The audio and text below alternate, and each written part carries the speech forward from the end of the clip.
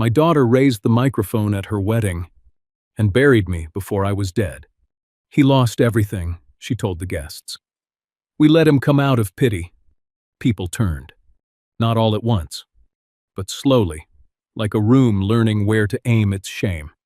I stood near the back wall in my old suit, holding my sick wife's blue handkerchief so tightly it wrinkled in my palm. My daughter thought that little cloth meant nothing. She did not know my wife still remembered its color on her clearer days. She did not know what I had sold to keep that woman cared for.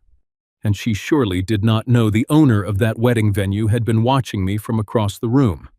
I was one step from walking out, when the venue owner took another microphone, crossed the floor, and said, "Mr. Dallas, this place would not be standing without you. Welcome to Final Act Revenge. Tell me where you are watching from and what time it is there. If you are watching late, please drink some water and take care of yourself." My daughter had just told the room I had no home. But the woman who owned that venue knew I was the reason every guest had a road to drive in on. My name is Weston Dallas. I was 65 years old when my daughter stood in a wedding hall full of strangers and told them I had no home. That was not true. But I understood why it was easy for people to believe. My suit was old. My truck had dents. My hands looked like they had spent more time holding survey stakes and road maps than wine glasses and wedding programs. And yes, I had sold my house. But I did not lose it. I traded it. There is a difference. For most of my life, I worked as a county road engineer and rural land survey consultant in Texas Hill Country. I knew back roads most people only noticed when they washed out after a storm. I knew which gravel driveways belonged to ranch families, which low water crossings could kill a careless driver, and which property lines had been argued over longer than some marriages lasted. In Texas, if a man says, "It's just a little driveway," he is usually about to start a lawsuit with a neighbor. That was my world. Roads, boundaries, drainage, easements, old maps with coffee stains and red pencil marks. I spent my life making sure people had a road home. Somehow, my own daughter told a room full of people I had none. My wife's name is Marlene Dallas. She was 64 then. Before the sickness took so much from her, Marlene was the kind of woman children trusted before adults did.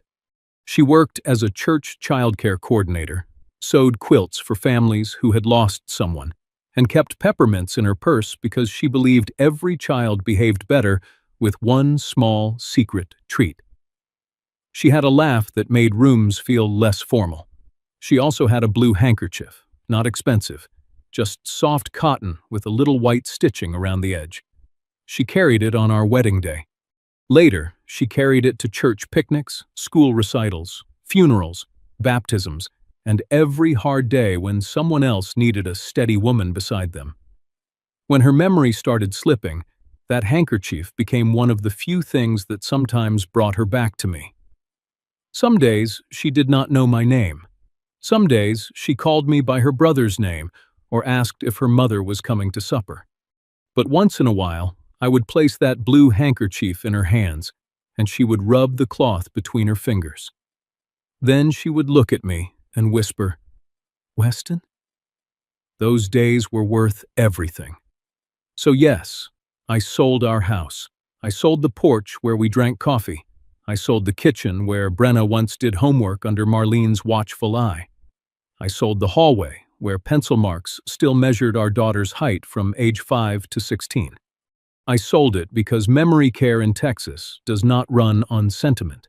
It runs on invoices, monthly care, medication support, emergency transport, private aid hours when staffing ran thin, and a little cottage near the facility where I could stay close enough to visit Marlene every day. That cottage was small, one bedroom, a noisy refrigerator, a bathroom sink that never drained right. But it was 5 minutes from my wife. 5 minutes from the woman who sometimes still knew my voice. So when Brenna called me homeless, she was not describing where I lived. She was punishing what I had chosen. I was not homeless. I was living wherever her mother still knew my voice. Brenna used to understand that kind of love. When she was a little girl, Marlene would brush her hair on Sunday mornings and tell her, "One day, when you get married, I hope you stand under oak trees. Oak trees know how to hold a promise." There was a place Marlene loved, Cedar Ridge Hall. A wedding venue tucked under live oaks, with limestone walls, a long gravel road, and evening light that turned everything gold before sunset. Brenna thought she had chosen that venue because it looked perfect. She did not know her mother had chosen it long before the disease took her memory. My daughter Brenna could make any room look peaceful. That was her gift. She worked as a real estate staging consultant and boutique home organizer around Austin and the Hill Country. If a house had cracks in the wall, Brenna knew where to hang a mirror. If a kitchen looked too small, she knew which table to remove. If a family had lived too loudly inside a place, she knew how to make it look like no one had ever argued there. She could hide damage beautifully. Maybe that was why she got so good at hiding ours. When Brenna was little, she was not cold. I need you to understand that. She loved her mother with the fierce, clingy kind of love children have before life teaches them embarrassment. She used to fall asleep with her head in Marlene's lap during church potlucks. She wore Marlene's old aprons like princess dresses. She once told me she wanted her wedding bouquet to have blue ribbon because Mommy likes blue when she cries happy. That girl existed. I remember her. But the woman she became had learned to edit anything that looked painful. The first time Brenna corrected me about Marlene, we were sitting at her kitchen island while she reviewed wedding folders. There were color swatches, vendor lists, venue notes, flower estimates, and a seating chart so clean it looked like a military operation with roses. I asked, "Where do you want your mother's picture?" Brenna did not look up. "Dad, I don't think we should make a display." "A display? You know what I mean. I don't want people walking in and immediately feeling sad." I folded my hands. "Your mother is alive." Her pen stopped. "I know that." Then she should have a place. Brenna finally looked at me. Her face was tired, but controlled. "She can't come. She won't understand what's happening. And if people ask questions, I'll spend my wedding explaining a disease instead of celebrating my marriage." There it was. Not cruelty yet. Fear. Fear wearing lipstick and a planning binder. I tried to speak gently. Marlene may not understand the whole day, but she would understand being loved. Brenna's mouth tightened. "Dad, please. I need this day to look like I came from something stable." That sentence stayed with me. Stable. As if illness was a stain. As if caregiving was something shameful. As if selling a house to protect the woman who raised her meant I had failed instead of chosen. Pierce Langford, the man Brenna was marrying, came in from the patio during that conversation. Commercial roofing contractor, tall, polite, clean boots. The kind of man who had learned to shake hands like every room might contain a future client. He had always been respectful to me, but there was distance in it. Not dislike, more like he had been warned. Brenna had told him a version of our family where I was overwhelmed, financially careless, and emotionally difficult. She told him Marlene was too far gone for events. She told him I had lost the house. All technically near enough to truth to be dangerous. Pierce looked at the folders and said, "Everything okay?" Brenna answered before I could. "We're just trying to keep the daylight." Light, that word became a curtain.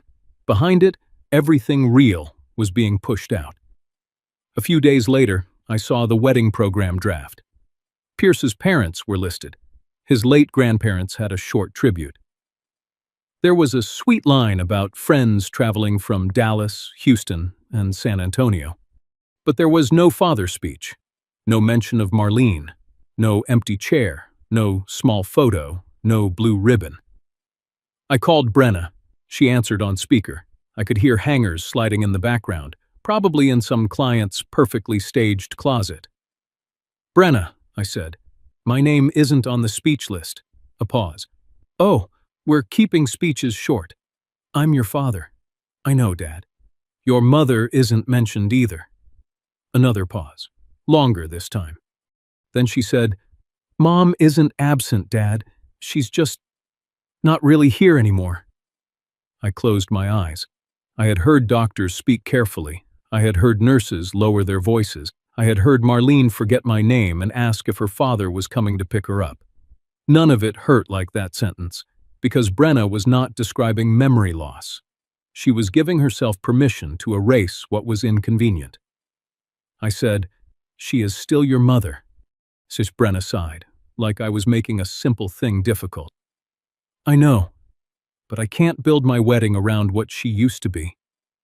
No one asked you to build it around her. Then what do you want from me? One chair, I said. One picture, one honest sentence. She was quiet. Then her voice softened, which somehow made it worse. Dad, I need you not to bring the care home into this. Please don't tell people where you're staying. Please don't talk about selling the house. Pierce's family doesn't need all that. All that, my wife's care, our home, the price of staying close enough for Marlene to recognize my voice once in a while. All that. I looked at the blue handkerchief folded on my table. For a moment, I wanted to say everything I had swallowed for months. But I heard Marlene's voice from years ago, telling Brenna under those oak trees, one day, baby, maybe this place. So I chose restraint. I thought restraint was mercy. Later, I learned Brenna thought it was permission. That was the first time I understood Brenna was not trying to hide my poverty. She was trying to hide her mother's suffering. And I was the last person still carrying it into the room. The call came while I was sitting beside Marlene at Rosebend Memory Care. She was in the sunroom that afternoon, wrapped in a thin yellow blanket, even though the Texas heat was already pushing against the windows. Her eyes were open, but far away. Some days, Marlene came back in pieces. A smile, a word, a look. Other days, she sat beside me like a woman listening to a radio station only she could hear. I held the blue handkerchief in my lap. After a while, I placed it in her hand. She rubbed the cloth between her fingers, slow and gentle. Then she looked at me, not quite seeing me, not quite missing me either. Is the little girl married yet? She whispered. I had to turn my face toward the window. Yes, I said softly. Soon. She nodded like that answer belonged to a dream she had been trying not to lose. That was when my phone buzzed. Brenna. I almost let it ring, but Father's answer, even when they know pain is probably calling. Dad, she said, breathless, I need to talk to you about Mom. That got me standing. What happened? Nothing bad, not exactly. I want to make sure she's handled with dignity around the wedding. Handled. I did not like the word, but I listened. Brenna said there might be extra costs. Backup caregiver hours, medical transport, a private aide in case Marlene could join briefly by video, emergency coordination with the facility. She spoke fast, like someone already halfway through convincing herself. I don't want people saying I forgot Mom, she said. I just need help making it clean and respectful. Clean, respectful, dignity. Those were good words. Good words can hide bad intentions if you say them while asking for money. How much? I asked. She was quiet. Then she said, 18,000. I looked through the glass at Marlene, who was now folding and unfolding that blue handkerchief like it had a map inside it. $18,000 was not small. Not after selling a house. Not after care bills, medication reviews, facility deposits, ambulance fees, and the little charges that appear when a person you love needs help existing safely through a day. But Brenna had said it was for her mother, and that still opened doors in me. I transferred the money the next morning. In the memo line, I wrote, Marlene, care support, transport, and backup aid. I wanted that phrase attached to the money. Maybe some part of me already knew I needed the record. For 2 days, I tried to feel relief. I told myself Brenna had finally remembered her mother was not an embarrassment. I told myself maybe she was afraid, not cruel. I told myself a daughter can be clumsy with grief and still have love underneath it. Then an email came to my old account. A vendor thread. I had been copied months earlier when Brenna asked me to look at parking access and delivery timing for the venue. Most of those emails had stopped. This one did not. Attached was an updated wedding invoice. I almost deleted it. Then I saw the total. My eyes moved down the page. Floral arch upgrade, premium string lighting, live band deposit, plated dinner upgrade, extended bridal suite, decor installation fee. The numbers were not identical in one clean line. Life is rarely that neat. But together, they sat too close to the amount I had just sent for Marlene's care. I read the invoice twice, then a third time. My hands did not shake. That came later. At first, I just felt cold. I had seen county budgets with fewer decorative lighting charges. I called Rosebend Memory Care. Ruthie Sloan answered. Ruthie was one of the aides who understood Marlene on the hard days. She never rushed her, never spoke over her, never treated confusion like inconvenience. "Mr. Dallas," she said, "everything all right? I'm checking on the wedding arrangements. Has anyone scheduled transport or extra aid coverage for Marlene?" There was a pause. Not long, long enough. "I don't see anything new on the calendar." "Video setup?" "Not yet." "Private aid hours?" "No, sir, not that I can see." I closed my eyes. Ruthie's voice softened. "Were we supposed to receive instructions from Brenna?" "Yes." Another silence. Then she said, "I'm sorry." Those two words can be kind. They can also be a door opening onto something you did not want to see. I thanked her and hung up. For a while, I sat at my small kitchen table with the invoice on the screen and the bank transfer record printed beside me. Marlene, care support, floral arch upgrade, transport and backup aid, premium lighting, dignity, decor. The words began to fight each other. I did not call Brenna right away. Maybe I should have. Maybe a smarter man would have demanded answers before the wedding, before the microphone, before the whole room learned the shape of our family's wound. But I was still trying to protect something. Marlene's dream. Brenna's day. The last fragile hope that my daughter had not really taken money meant for her sick mother and turned it into something that looked better in photographs. That was my mistake. I mistook restraint for mercy. Brenna mistook it for permission. That evening, I visited Marlene again. She was half asleep when I arrived. The blue handkerchief lay on her blanket where Ruthie must have placed it. I sat beside her and whispered, "I'm trying to keep this day from becoming ugly." Marlene did not answer. Of course she did not. But after a minute, her hand moved toward mine. That was enough to break me quietly. I had sent that money to keep my wife cared for with dignity. The invoice in my hand made me wonder if Brenna had turned her mother's care into wedding decor. Cedar Ridge Hall looked even prettier in person than it did in the pictures. That bothered me. Not because beauty is wrong. Beauty can be a mercy. But sometimes a beautiful place makes an ugly thing harder to see. The rehearsal was held under a line of old live oaks, their branches stretching over the limestone patio like they had been there long enough to hear every promise Texas ever made and broke. String lights hung from tree to tree. White chairs stood in perfect rows. The gravel road curved toward the main hall, clean and pale under the late sun. Marlene would have loved it. That was the first thought that hurt me. The second was worse. Marlene had loved it. I arrived carrying a small framed photo of her in a brown paper bag. In my jacket pocket, I had the blue handkerchief folded carefully, the way she used to fold it before church. I had also brought a small square of lace from her old wedding dress, cut years ago when the hem tore and she saved the piece because Marlene saved everything that had ever touched love. I was not asking for much. One chair, one picture, one honest place for the woman who had raised the bride. Inside the hall, the wedding coordinator, Gail Sutton, was adjusting place cards at a long table. She wore a headset and carried a clipboard like it was keeping the whole world from falling sideways. "Mr. Dallas?" she asked. "Yes, ma'am." Her smile tightened a little. That told me she knew my name, but not in a comfortable way. "I'm Gail. Brenna said you might come early." "She did? She wanted me to help you find your seat." I looked toward the family table. Pierce's parents were already listed there, his sister, his grandmother, 2 places marked for honored relatives from his side.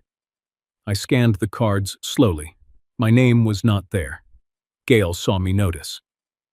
"You're at table 12, she said gently. Table 12 sat near the back doors, close to the service hallway, not hidden, just far enough away to say something. I nodded. "Where is Marlene's chair?" Gail looked at the clipboard. "The bride requested no memorial chair. She isn't dead." Gail's face changed, only a little. "I'm sorry, I didn't mean—" "I know what you meant." She lowered her voice. "Brenna wanted the evening to feel light." Light. There it was again. That soft word people use when they are trying to remove anything heavy enough to be true. I took the photo from the paper bag. "Marlene should have a place." Gail looked at the picture. For a second, her professional face slipped. In the photo, Marlene was standing in our old kitchen, laughing at something outside the frame. She looked alive in the way photographs can be cruel about. "She's beautiful," Gail said. "She is." That word mattered to me. Not was, is. Before Gail could answer, Brenna came in from the patio wearing a white rehearsal dress and a look that had already decided I was trouble. "Dad," she said, "what are you doing?" "I brought your mother's picture." Her eyes went to the frame, then to Gail. "Can you give us a second?" Gail stepped away too quickly. Brenna took my arm and guided me toward the side hallway, smiling at passing guests as if we were sharing a sweet family moment. Once we were alone, her hand dropped. "Dad, please don't make this heavy." I held up the photo. One picture is not heavy. It changes the tone. "Your mother changed your diapers." Her mouth tightened. "That's not fair." "No. What's not fair is pretending she never existed, because her illness doesn't match your flowers." Brenna looked toward the patio, checking who might hear. That hurt almost as much as the words. She was not worried about what she had done. She was worried about the room noticing it. "Mom wouldn't want people staring at her condition," she said. "Your mother is not a condition." Her face softened for a moment. A real moment. I saw the girl who used to curl up beside Marlene during thunderstorms. I saw grief move behind her eyes before pride pushed it back. "I can't do this today," she whispered. "Do what?" "Be reminded of losing her while I'm trying to get married." I breathed slowly. "You are not losing her today, Brenna. You're leaving her out." She flinched. Then the wall came back. "Dad, she doesn't even know what day it is most of the time." I folded the blue handkerchief tighter in my pocket. She asked if the little girl was married yet. Brenna looked away. For 1 second, I thought that would reach her. It didn't. "She asks a lot of things," she said. "That doesn't mean she understands them." I stared at my daughter. The woman in front of me had staged hundreds of rooms. She knew how to hide cracks, soften corners, cover stains, and make emptiness look intentional. Now she was doing it to her own mother. Before I tell you what my daughter said into that microphone, let me ask you something. If your child erased their sick mother from a wedding because the truth looked too sad, would you stay quiet to protect the day? Or speak up to protect the person being erased? Tell me in the comments, because many caregivers know how painful it is when love becomes invisible. I put the photo back into the paper bag, not because I agreed, because guests were arriving for rehearsal dinner, and Marlene had wanted this place to be filled with joy once. I was still trying to honor that. A man named Kent Rowland appeared near the bar while I was walking back through the hall. He was broad, silver-haired, and dressed like a man who expected everyone to know what he owned. He looked at me for half a second. Then he smiled, without warmth. "Well, I'll be damned. Weston Dallas." I knew that voice. Years ago, Kent had tried to squeeze Cedar Ridge Hall over an access road dispute. He had money, lawyers, and the patience of a snake on warm rock. "Kent," I said. He glanced at the paper bag under my arm. "Still carrying old maps, Dallas?" It was a strange thing to say at a wedding rehearsal, unless a man remembered exactly what old maps had once cost him. I did not answer. He chuckled and walked away toward Pierce, clapping him on the shoulder like they were old business friends. That was when I realized Kent was not just a guest. He was connected to my future son-in-law. And if Kent was here, the old road into Cedar Ridge had not finished telling its story. I came to that rehearsal hoping to find a place for my wife's picture. Instead, I found out my daughter had already made room for every guest, except the two people who had paid the highest price to be there. The wedding day came with a sky so clear it almost felt staged. That is what I remember first. Not the flowers, not the music, the sky. Wide Texas blue over Cedar Ridge Hall, with live oaks throwing shade across the limestone patio and string lights waiting for dusk. The gravel road had been watered down so the dust would not rise when guests arrived. Someone had thought of everything, almost everything. There was still no chair for Marlene, no photo, no blue ribbon, no place card with her name. I arrived early, wearing the same old suit I had worn to 3 funerals, 1 church anniversary, and the day I signed the final papers selling our house. It was not fashionable, but it was clean. Marlene had picked the tie years ago, navy with tiny silver dots, because she said it made me look less like a county hearing and more like a husband. I carried the blue handkerchief in my breast pocket, folded once, then once again, close enough for my hand to find it whenever the room became too much. Gail Sutton met me near the entry. She smiled with professional worry. "Mr. Dallas, your table is this way." "I know where table 12 is." Her smile faltered. "I'm sorry." I believed her. That was the strange part. Some people help hurt you without wanting to. They just follow instructions from someone who knows exactly where to place the knife. The hall filled slowly. Pierce's relatives arrived in polished boots and summer dresses. Brenna's friends moved through the room with champagne glasses and phone cameras. The photographer, Nadine Bell, directed people toward pretty light and away from awkward corners. I watched her lens pass over me once, then move on. I wondered if Brenna had told her to avoid certain images. Old father, old suit, blue handkerchief, missing mother. A wedding can be photographed so beautifully that nobody remembers what was removed from the frame.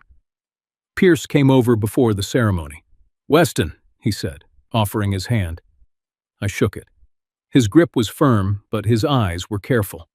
He looked like a man who wanted to do the right thing, but had only been handed the wrong map. "Glad you made it," he said. Made it, as if I had crossed some personal wreckage to get there. "I wouldn't miss my daughter's wedding," he nodded. "Brenna's had a lot on her plate. So has her mother." That landed between us. He glanced away first. "I know it's complicated." "No," I said. "It's painful. Complicated is what people call pain when they don't want to choose a side." Pierce had no answer. The ceremony was beautiful. I will not lie about that. Brenna looked radiant, walking under those oak trees. For a few minutes, I could see the little girl Marlene had brushed and braided and prayed over. I could see the child who once carried wildflowers into our kitchen and asked if they were good enough for a bride. My chest hurt. Not because I was angry, because love does not disappear just because disappointment arrives. When Brenna reached Pierce, she did not look at me. Maybe she was nervous, maybe she was ashamed. Maybe she had already placed me in the corner of her mind where inconvenient people wait until a day is over. I sat at table 12 during the reception. The back doors opened behind me whenever staff came through, bringing in hot plates and carrying out empty glasses. I could smell brisket, flowers, perfume, floor polish, and the faint dry dust of the gravel road outside. At the family table, Pierce's mother laughed loudly with a woman in pearls. There was no space where Marlene should have been. No one asked. That was what amazed me. A mother can vanish from her daughter's wedding, and if the flowers are tall enough, people will admire the centerpiece instead. Lacey Ward, one of Brenna's bridesmaids, stood near my table talking to two guests. She did not know I could hear her, or maybe she did. "Brenna has overcome so much," Lacey said. "Family instability, her dad losing everything, her mom's condition. It's a lot." One guest glanced toward me, not cruelly, worse, softly, like I was something unfortunate left in the room by mistake. I touched the handkerchief through my jacket. "Marlene," I thought, "you should be here to glare at people for me." She would have, too, politely. Marlene could shame a person with kindness so sharp they thanked her for it. When the first dance ended, Brenna took the microphone. The room settled. She thanked Pierce's family. She thanked friends who traveled. She thanked the vendors, the coordinator, the florist, the band, the photographer. She thanked everyone who helped make the day light, beautiful, and peaceful. Then her eyes moved toward the back of the room, toward me. I felt something in my stomach tighten before she spoke. "My father has been through a difficult season," she said. The room turned slightly. Not all at once, just enough. "He lost everything," she continued, her voice soft and trembling in exactly the right places. "And while life has not been easy for him, we still believe family means compassion." A few people made those gentle faces people use when they want to look moved. I stopped breathing. Brenna smiled sadly. "We let him come today out of pity, because no one should be completely alone on a day like this." There it was, the word, pity, not gratitude, not love, not even honesty. Pity. Someone near the bar whispered, "Is he homeless?" Brenna lowered her eyes. "Technically, yes." That was the moment the whole room found me. Every stare, every raised brow, every careful little turn of the head. I was no longer father of the bride. I was the sad story at table 12.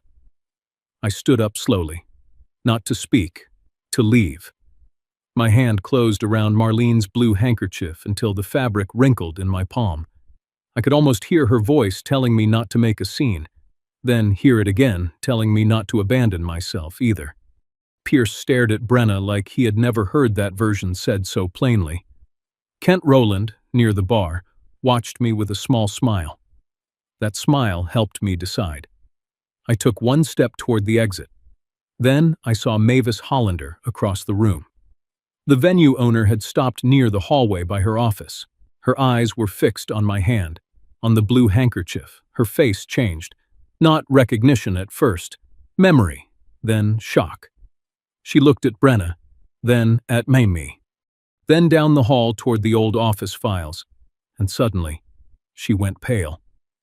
I was one step from walking out of my daughter's wedding when Mavis Hollander looked at the blue handkerchief in my hand and went pale, like she had just remembered a promise buried in her own walls. I did not make it to the exit. Mavis Hollander crossed the room faster than I expected for a woman in heels and a formal black dress. She did not call my name loudly. She did not make a scene. She stepped between me and the hallway with her eyes still fixed on the blue handkerchief in my hand. "Mr. Dallas?" I looked at her. "Yes, ma'am." Her face searched mine like she was matching an old photograph to a man time had worn down. "Weston Dallas?" I nodded. The reception noise kept going behind us. Glasses clinked. Guests whispered. The band adjusted something near the speakers. My daughter was still near the microphone, trying to recover the room with a soft smile and a nervous laugh. Mavis lowered her voice. "County Road Office?" That stopped me. Nobody at that wedding should have known that part of me. "Long time ago," I said. "Travis Kerr access file?" I felt the air change. A road name can bring back more than a memory. It can bring back dust, heat, arguments, county stamps, bad coffee, and men in pressed shirts pretending they did not know what they were trying to steal. I looked toward the bar. Kent Rowland was watching us. That told me everything. Mavis touched my arm lightly. "Please come with me. I'm leaving." "No," she said, and there was nothing rude in it. "You're not." I almost smiled.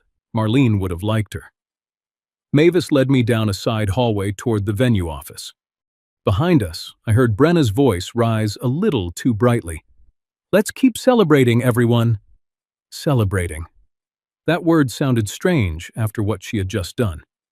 The office was small and crowded with file cabinets, spare candles, vendor contracts, emergency sewing kits, and framed photos of weddings held under those oak trees. A little fan turned in the corner, moving warm air around without improving it much. Mavis closed the door. Then she leaned against the desk and stared at me. I knew I had seen that handkerchief. I looked down at the blue cloth, wrinkled now from my fist. My wife's. "Marlene." I stopped breathing for a second. "You remember her?" Mavis nodded slowly. "I remember both of you." That room suddenly felt smaller. She opened the lower drawer of an old metal file cabinet and pulled out a box labeled Cedar Ridge Opening Records. Her hands moved quickly, but not carelessly. She knew exactly which years mattered. "Before Cedar Ridge became a wedding venue," she said, "this place nearly died as paperwork. That happens to more land than people think. You would know." I did. A bad boundary line can ruin families. A missing easement can turn neighbors into enemies. A wrong access note can make a beautiful property useless. Mavis pulled a folder free and placed it on the desk. "Do you remember Kent Rowland trying to block the south access road?"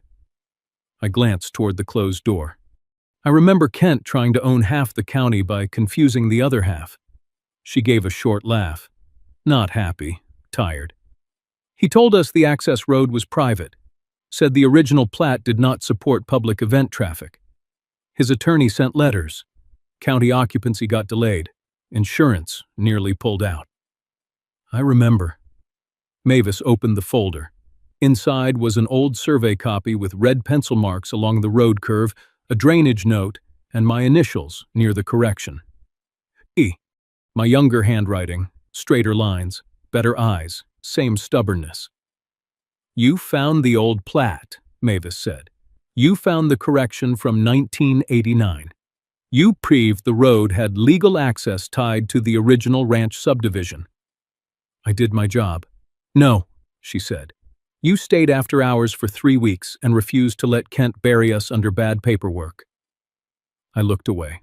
Men my age are not always comfortable having decent things remembered, especially on a night when your own child has just announced you as a failure. Mavis tapped the map. "Every guest in that room drove in on a road you protected." Behind my ribs, something shifted. Not pride, exactly.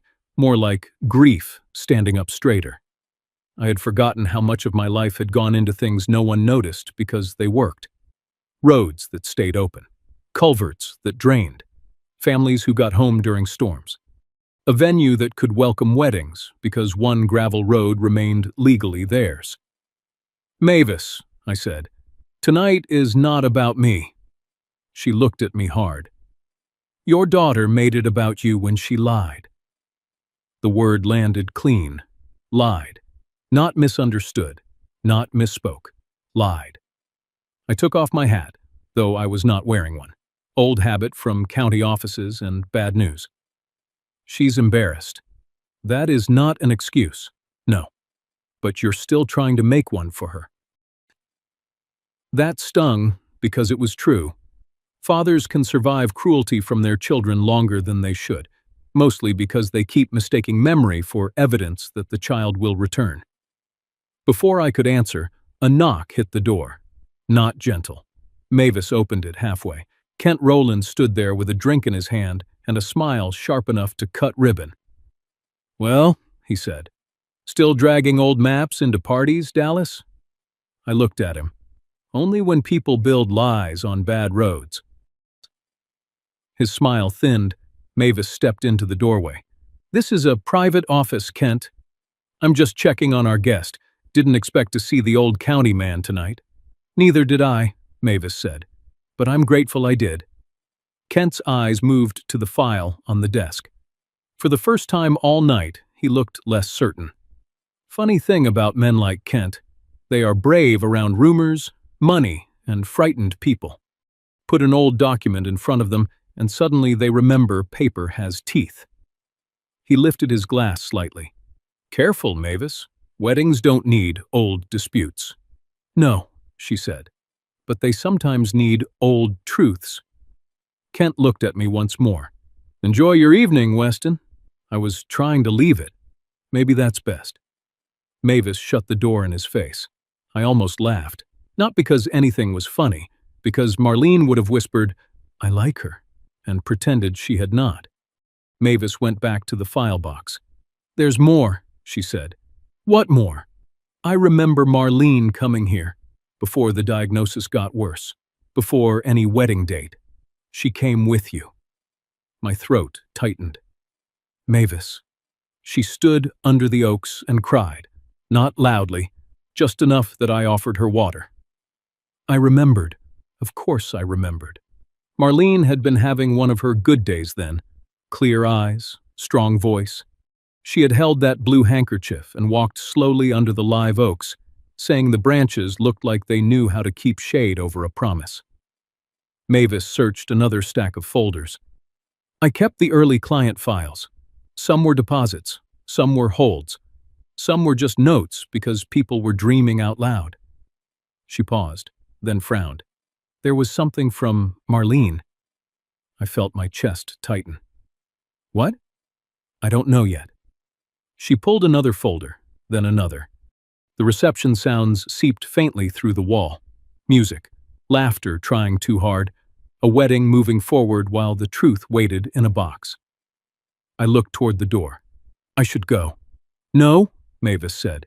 "You should let one person in this building finish remembering what your daughter tried to forget." I sat down slowly. The chair creaked under me. Mavis flipped through papers until her fingers stopped on a faded tab. Dallas, not Weston, not County Road. Dallas. Marlene. Her face changed again. This time, it was not recognition. It was shock. She lifted the folder carefully, as if the paper itself might bruise. Inside was an old deposit slip, a handwritten note, and a small photograph clipped to the corner. Mavis did not hand it to me right away. She read first. Then she looked at me with tears in her eyes. "Oh, Weston," I stood. "What is it?" She swallowed. "It's not the road file." I stepped closer. The blue handkerchief was still in my hand. Mavis turned the folder toward me.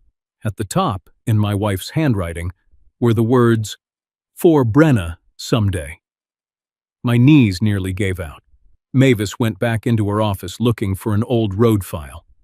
What she found instead was the first proof that this wedding had belonged to Marlene long before Brenna tried to erase her from it. I could not read Marlene's handwriting right away, not because it was hard to see, because my eyes would not stay still. For Brenna, someday. 4 words. My wife had written them years before the sickness took her mornings, then her recipes, then the names of people she loved, then whole rooms of her own life. Mavis stood beside me in that little office while music and laughter leaked through the wall. The wedding kept moving. That felt almost cruel. A room full of people was eating cake, raising glasses, and believing my daughter's story while my wife's old promise sat open in a file box. I touched the edge of the paper. Mavis said softly, "There's a deposit receipt in here. But before we talk about it, Weston, are you all right?" "No." But men like me answer that question wrong by habit. I need air. Mavis nodded and let me go. I walked out through the side door, away from the music, away from the lights, away from the pity still waiting for me at table 12. Outside, the Texas evening had gone warm and purple. The service driveway ran behind the hall, where catering vans were parked beside trash bins and stacks of folding chairs. It was not the pretty side of Cedar Ridge. I liked it better. Back there, things did not pretend. I sat on a low stone wall and unfolded the blue handkerchief across my knee. It was wrinkled from my fist. Marlene would have scolded me for that. "Weston Dallas," she would say, "a handkerchief is not a rope."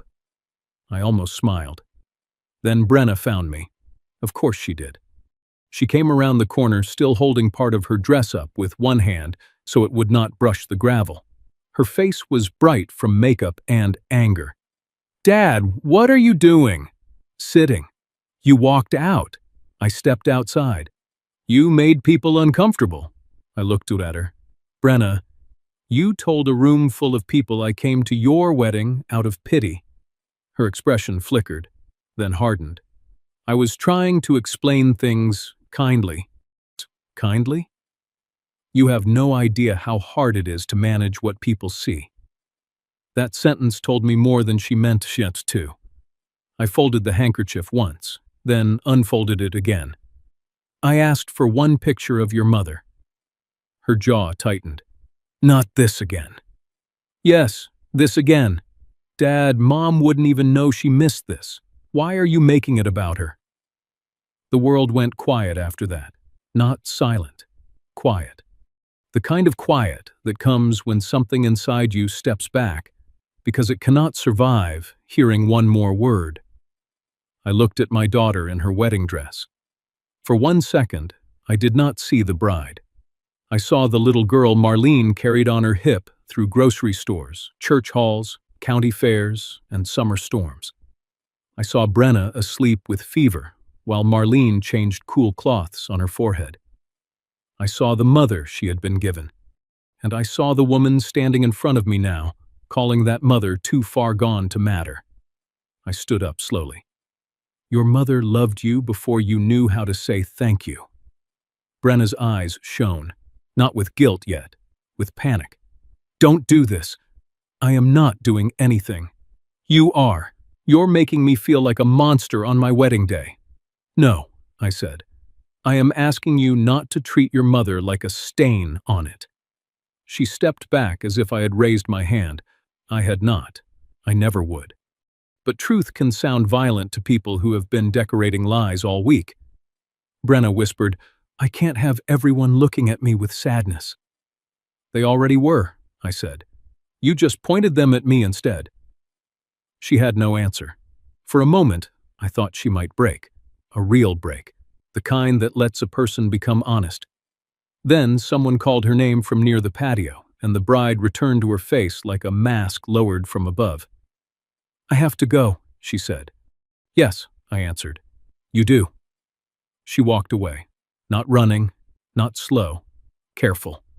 Everything about Brenna was careful, except the damage. I stayed on the stone wall after she left. The music started again inside. A slow country song. Too sweet for what I was feeling. I took out my phone and called Rosebend Memory Care. Ruthie Sloan answered. "Mr. Dallas? Is Marlene awake?" "She is. A little restless, but awake." I closed my eyes. "Can you put me on speaker?" "Of course." There was movement on the line. A door. Soft footsteps. Ruthie's gentle voice saying, "Marlene, Weston's calling." Then quiet. "Marlene?" I said. No answer. "It's me." A small breath came through the phone. Then my wife said, "Is the little girl married yet?" I pressed the handkerchief against my mouth.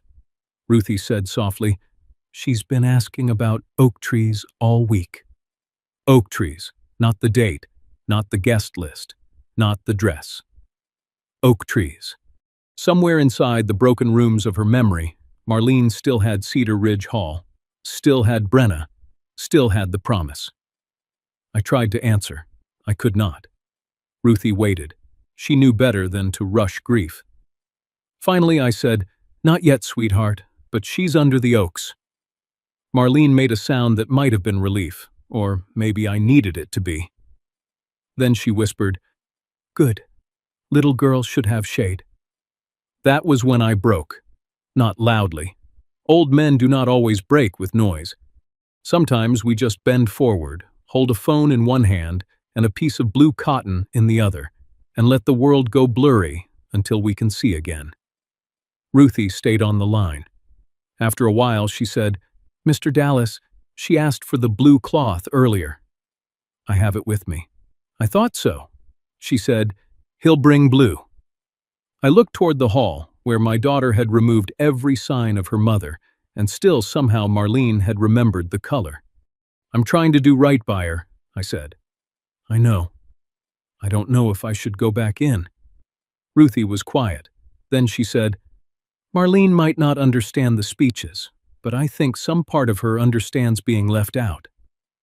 That sentence settled over me heavier than the Texas heat. I looked back at the side door. Inside was my daughter's perfect wedding, my wife's missing chair, a lie about homelessness, and an old file with Marlene's handwriting waiting on a desk. I had thought the disease had taken the wedding from Marlene. But when Ruthie said she had been asking about oak trees, I realized my wife had been holding on to the day longer than our daughter had. When I walked back into Mavis Hollander's office, the wedding sounded far away. Not gone, just far, like music coming from another house. Mavis was standing beside the desk with Marlene's folder open in front of her. The little fan in the corner kept turning, pushing warm air across old paper, candle boxes, and framed photographs of strangers smiling under the oaks. She looked at me differently now, not like a venue owner, like a woman holding something sacred and afraid of dropping it. "Weston," she said softly, "you need to sit down." "I've done enough sitting tonight." She nodded once. "Fair enough." Then she turned the folder toward me. The first page was an old deposit receipt. Cedar Ridge Hall. Client name, Marlene Dallas. Event hold, future family wedding. Deposit amount, $500. Under the notes section, in Mavis's handwriting, it said, "Bride unknown, date unknown. Mother wants Oak Grove if daughter ever chooses." I touched the paper with 2 fingers. $500 was not much to some people. But back then, for us, it was not nothing. Marlene must have saved it from grocery money, quilt orders, church childcare stipends, little pieces of cash folded away where she kept birthday cards and spare buttons. I could see her doing it, not announcing it, not asking permission, just loving quietly in advance. Mavis lifted the second page. It was Marlene's note. The ink had faded a little, but her handwriting was still hers. Rounded letters, careful loops, a small slant when she got emotional. "If our Brenna ever marries here, please keep her near the oaks. Not because it is fancy, because trees know how to hold shade over people who are nervous. If I am not able to stand there one day, please make sure she knows I wanted to be." I read it once, then again. The words did not change. But I did. For a long time, I had been carrying Marlene's absence like a private duty. I thought I was the only one left keeping her in the room, but there she was, in a folder, in her own hand, planning love before any of us knew how much memory could be stolen. Mavis wiped under one eye with her thumb. "She came in with you," she said. "I remember because she cried under the oaks, and then apologized to the tree." That sounded like Marlene. She would apologize to furniture if she bumped into it. Mavis laughed once, then she pressed her lips together. "She told me your daughter used to love that grove, said Brenna called it the fairy roof when she was little." I remembered that too. Brenna was 6, maybe 7. She stood under the live oaks with her hands up, pretending the branches were holding a crown over her head. Marlene watched her like she was already seeing a wedding 20 years away. I had forgotten that day. No, I had buried it. Sometimes memory is not lost. It is just too painful to visit. Mavis pulled out another sheet. This one is from you. It was an email printout from years later. Weston Dallas, annual hold renewal. Please keep the deposit active another year. Marlene still asks about the Oaks when she has a clear morning. I stared at my own words. I remembered sending that email from the cottage after Marlene had a rare good day. She had looked out the facility window and said, "Oak trees for the little girl." So I kept paying the small renewal fee, year after year. Not because I knew Brenna would marry there, because Marlene still knew that promise, and I did not have the heart to cancel something she could still reach inside herself and touch. Mavis said, "There are 7 renewals in here." I didn't tell Brenna. Why not? I looked toward the closed office door. Because I didn't want her to feel obligated. Mavis studied me. Or because you were afraid she would reject it. That was closer to true than I wanted to admit. A father knows when his child has started treating family love like an old sweater she outgrew. You can still offer it, but you learn not to hold it out too long. She wanted this place to be her choice, I said. And it was, Mavis answered. But it was also her mother's blessing. That nearly broke me again. Not loud. Not dramatic. Just one more place inside me giving way. Mavis reached into the folder and pulled out a small photograph clipped to the back. Brenna, as a little girl, stood under the oaks, one hand raised toward the branches, her face turned up in wonder. Marlene stood behind her, smiling with the blue handkerchief tied loosely around her wrist. My breath caught. There it was. The proof that Brenna had not always been ashamed of where she came from. She had once stood inside it with both arms open. Mavis placed the photograph beside the note. "There's also something else," she said. I looked at her. "What?" She opened a drawer and took out a small digital recorder. "Marlene called me one year when you renewed. She left a message because I missed the call. I saved it to the client file."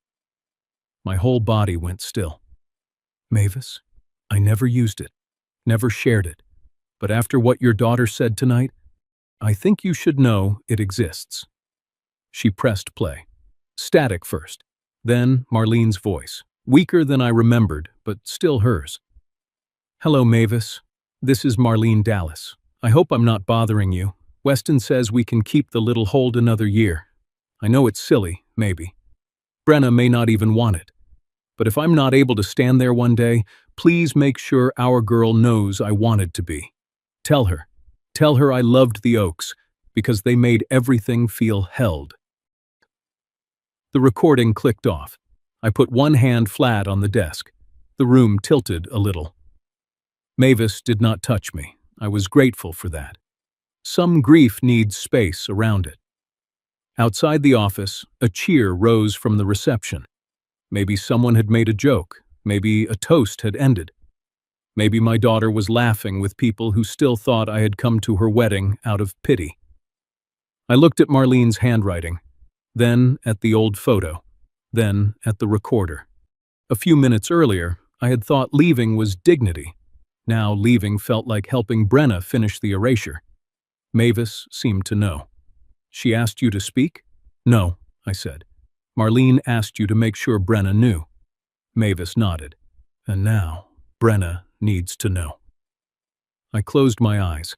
I did not want to use my sick wife as proof. That was the line I feared crossing. Marlene was not evidence. She was a person, a wife, a mother, a woman whose mind had become a house with locked rooms, but whose love still found windows. "I won't play that recording to the whole room," I said. Mavis nodded slowly. "I understand. But the folder can sit on the family table." "Yes." "And her picture." "Yes." "And the handkerchief." Mavis looked at the blue cloth in my hand. "Yes." I picked up Marlene's note. My fingers were steadier now. Not calm, steady. There is a difference. Calm means the storm has passed. Steady means you have decided to walk through it without dropping what matters. Mavis opened the office door. The music got louder. The reception was still beautiful. That was the cruel part. The lights glowed. The flowers stood tall.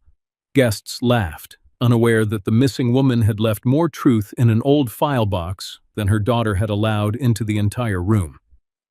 Mavis looked at me. "Do you want the microphone?" I looked at Marlene's handwriting again. For Brenna someday. Then I looked toward the hall, where my daughter had used a microphone to turn caregiving into homelessness and love into pity. I had stayed silent to protect her day. I had stayed silent to protect Marlene's dignity. I had stayed silent because fathers are good at confusing pain with patience. But silence had become the room Brenna used to hide the truth, and I could not leave my wife there. Mavis asked if I wanted the microphone. I looked at Marlene's handwriting in that old folder and realized silence would no longer be mercy. It would be betrayal. Mavis did not announce me like a surprise guest. She did something quieter, stronger. She walked to the front of Cedar Ridge Hall, waited until the band softened, and lifted the microphone with the kind of calm that makes a room obey before it understands why. "Before we continue," she said, "I need to correct something about this place, and about a man who helped protect it." The room settled. Chairs shifted. Forks lowered. Brenna turned from the head table, still wearing that bridal smile that had carried her through every difficult moment of the night. Then she saw me standing beside Mavis. The smile weakened. Pierce looked from her to me. Kent Rowland, near the bar, stopped moving entirely. Mavis looked across the guests. "Many of you drove in tonight on the South Access Road. Years ago, this venue almost lost legal use of that road. Without that access, Cedar Ridge Hall would not have opened as a wedding venue." A small murmur moved through the room. Mavis continued. "A man from the county road office found the old plat, corrected the access record, and helped us keep this place standing." She turned toward me. "Mr. Weston Dallas." The room looked at me again. But this time, the pity had to make room for confusion. Mavis held the microphone out. For a moment, I did not take it. I looked at Brenna. She was pale now, not ruined, not exposed fully. Just realizing the room had turned in a direction she could not stage. I took the microphone. It felt heavier than it should have. I had held survey stakes in bad weather. I had carried Marlene from a car into a clinic when her legs went weak. I had signed papers selling the home where my daughter grew up. But that microphone nearly broke my hand. I looked at the guests. Then at my daughter. "I am not homeless," I said. No anger, no performance, just the sentence. The room went still. "I sold my house so my wife could receive care with dignity." Brenna closed her eyes. I kept going. "I live in a small cottage 5 minutes from Rose Bend Memory Care, because some days my wife still knows my voice. Some days she knows this blue handkerchief before she knows my name. And on those days, I am exactly where I need to be." I lifted the handkerchief slightly. Not like evidence, like a promise. "This is not pity," I said. "This is marriage." Someone near the back sniffed. Pierce lowered his head. I turned slightly toward Brenna, but I did not make it only for her. "She said I lost everything. That is not true. I gave up a house to stay close to the woman who made that house a home." Silence. Deep silence. The kind that does not know whether to apologize or keep breathing. Mavis stepped beside the family table and placed Marlene's folder there. On top, she set the old photo of Brenna under the oak trees and Marlene's handwritten note. Then she placed Marlene's framed picture beside it. For the first time that night, my wife had a place at her daughter's wedding. Mavis spoke again, softly but clearly. "Cedar Ridge also has records showing that Marlene Dallas placed a hold on this venue years ago. She wanted her daughter under these oaks, if that day ever came." Brenna put one hand over her mouth. Mavis did not stop. Weston renewed that hold quietly, year after year. A few heads turned toward Brenna, not cruelly, but truthfully. That is sometimes worse. I looked at my daughter.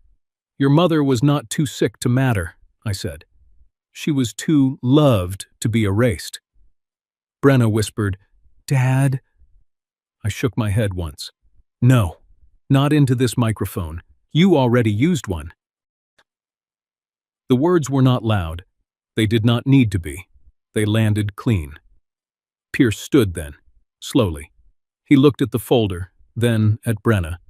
What is this? He asked. Brenna did not answer, so Mavis did. It is your wife's mother's wish, Mr. Langford, and it is part of the reason this venue was held available. Kent Rowland gave a dry little laugh from the bar. Well now, I'm sure nobody needs the old county history tonight. Mavis turned toward him. I think we do. Kent's face tightened. She lifted the old map from the folder beside her. Because the county history is also why this venue still has a legal entrance. Mr. Dallas protected the road that brought every one of you here tonight. A low murmur passed through the guests. Kent looked down at his drink. For once, he had nothing clever to say. I took a breath. There was one more thing I needed to say, and it was the coldest part. Not because I wanted revenge, because boundaries spoken too gently become suggestions. I also sent money marked for Marlene's care, I said. Transport, backup aid, support that was meant for her dignity. Brenna's eyes widened. I did not list the invoice. I did not name the flowers. I did not turn her wedding into a courtroom. But I gave the truth enough shape to stand. After tonight, that money will never pass through a wedding budget again. From now on, every dollar for your mother's care goes directly through the facility. No more exceptions. Pierce looked at Brenna like a man watching wallpaper peel off a wall and finding rot underneath. Brenna, he said, is that true? She began to cry, maybe from shame, maybe from fear, maybe from finally being unable to keep the room arranged around her version. I was overwhelmed, she said. I nodded. I believe you. She looked up, hopeful for half a second. Then I finished. But being overwhelmed does not give you the right to turn your mother's care into decoration, or your father's sacrifice into a story of pity. That hope vanished. Good. Some hopes should. The guests were silent now. No one touched their cake. No one lifted a glass. Nadine Bell, the photographer, lowered her camera. Gail Sutton stood near the hallway with tears in her eyes. Lacey Ward looked as if every sentence she had repeated about family instability had just burned in her mouth. I placed the microphone back into Mavis's hand. Then I walked to the family table. I set the blue handkerchief beside Marlene's photo. That was all. No shouting, no dramatic exit, no curse over the marriage. I had not come to destroy my daughter's wedding. I had come to stop her from burying her mother inside it. Mavis looked at the room. Thank you, she said.